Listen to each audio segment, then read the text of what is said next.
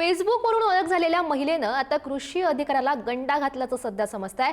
या महिलेनं कृषी अधिकाऱ्याला तब्बल 55 लाख रुपयांचा गंडा घातलाय। फसवणूक झाल्याचं कळताच कृषी अधिकाऱ्यांना आत्महत्या सुद्धा केल्याची सध्या माहिती मिळते आहे। नाशिकमध्ये गळफास घेत त्यांनी आपलं जीवन संपवलंय। मृत कृषी अधिकारी पालघर जिल्ह्यातील जव्हार पंचायत समितीमध्ये काम करत होते।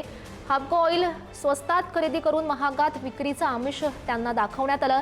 30 तोळे दागिने विकत त्यांनी घेतले आणि कर्ज काढून ही रक्कम दिलेली होती। सायबर पोलिसात फसवणुकीचा गुन्हा सध्या नोंदवण्यात आलेला आहे। या महिलेचा शोध सुरू आहे।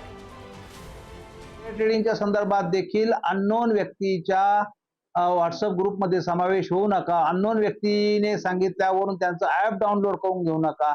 इथे नाशिक शहरामध्ये सर्व शासकीय सर्व सरकारी बँका आहेत, त्यांच्याकडे तुम्ही जा। नॅशनलाइज बँका आहेत, त्यांच्याकडे तुम्ही जा।